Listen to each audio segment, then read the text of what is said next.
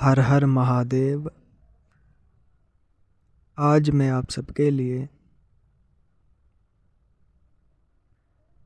शनिदेव को शांत करने का उपाय लाया हूँ।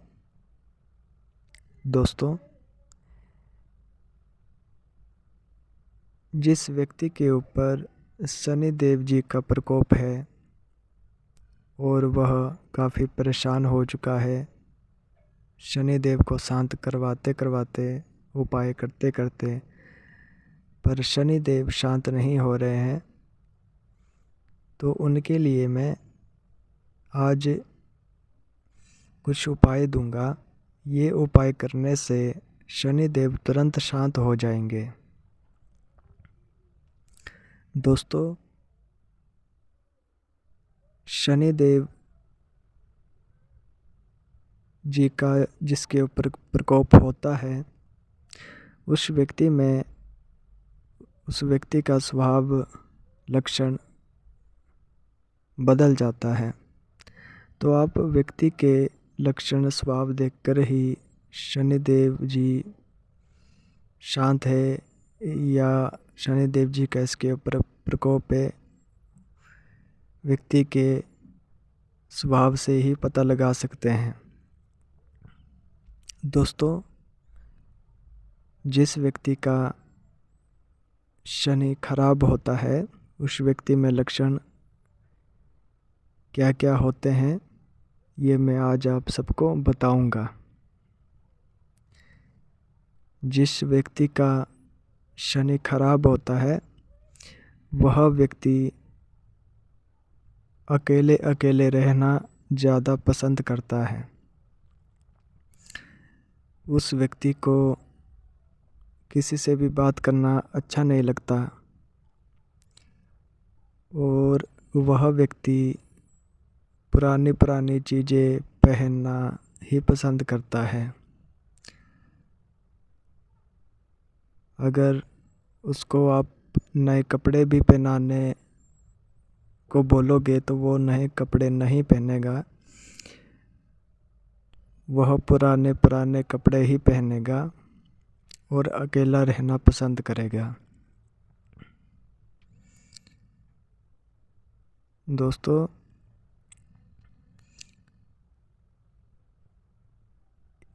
इस लक्षण से आप उस व्यक्ति का पता लगा सकते हैं कि उसका शनि खराब है या नहीं है।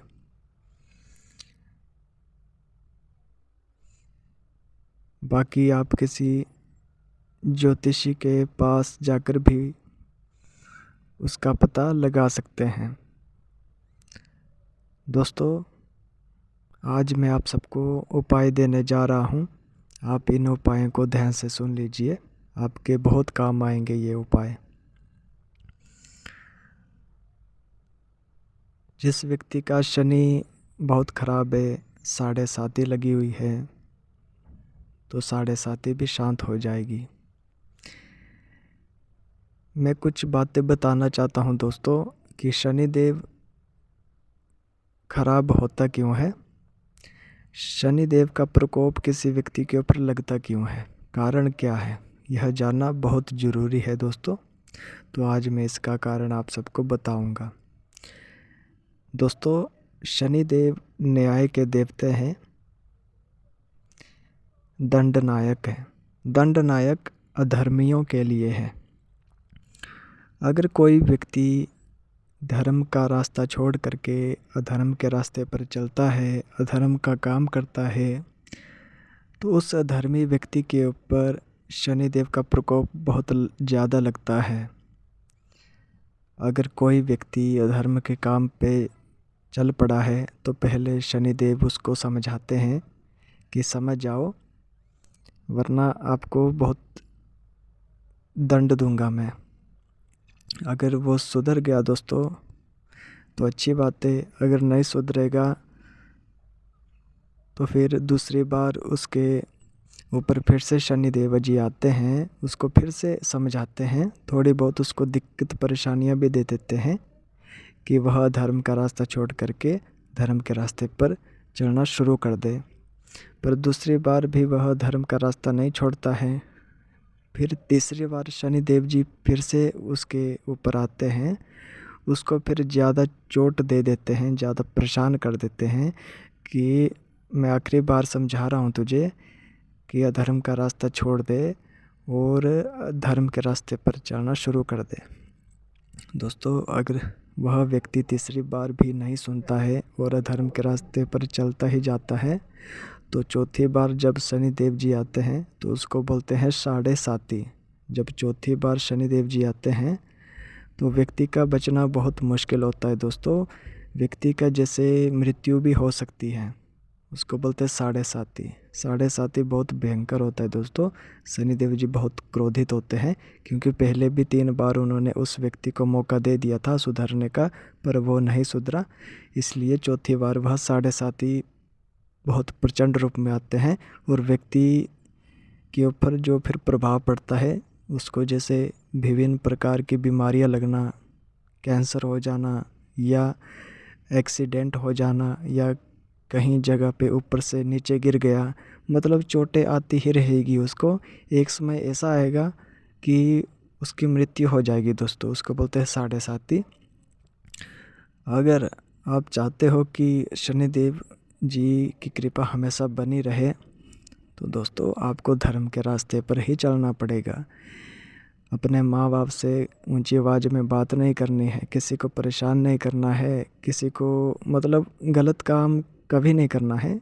अपने आप को, अपना चरित्र एकदम साफ रखोगे, भक्ति भाव करते रहोगे तो कोई भी ग्रह हो, नवग्रह भी कभी आपको परेशान नहीं करेंगे। तो शनिदेव उस व्यक्ति के ऊपर ही ज़्यादा परेशानी देता है जो व्यक्ति अधर्म के रास्ते पर चलता है या कहीं ना कहीं वह गलत काम कर रहा है और गलत काम को वो छोड़ नहीं रहा है। तो आपको पहली बात तो आपको अपने आप को बदलना पड़ेगा। उपाय आप कितने भी कर लोगे शांत हो जाएगा, पर आपको खुद भी तो बदलना पड़ेगा ना। अपने आप को बदलोगे तो फिर लाइफ टाइम ज़िंदगी भर के लिए अच्छा सब कुछ रहेगा।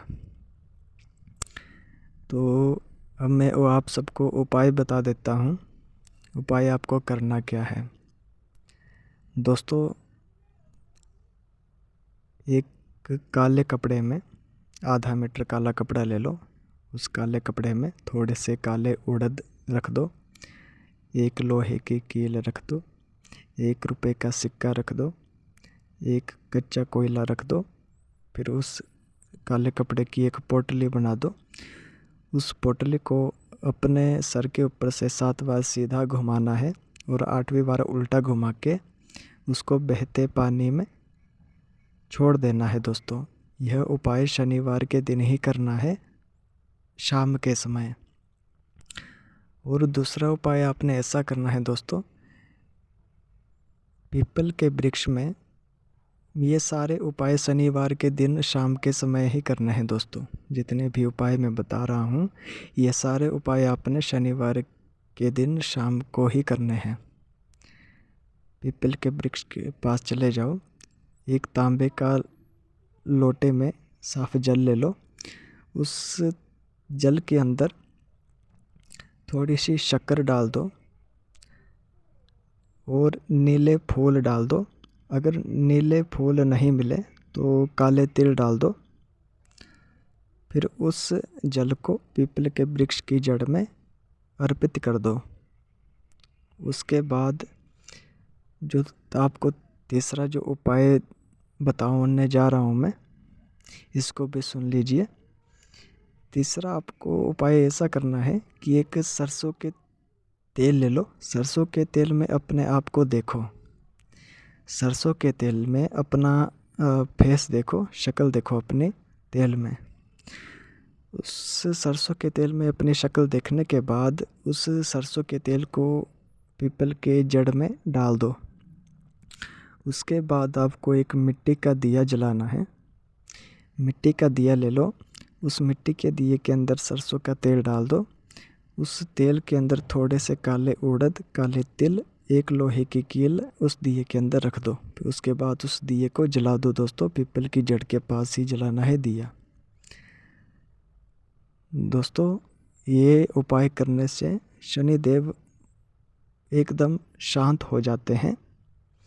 और आप एक उपाय ये कर सकते हैं कि उसी दिन शाम को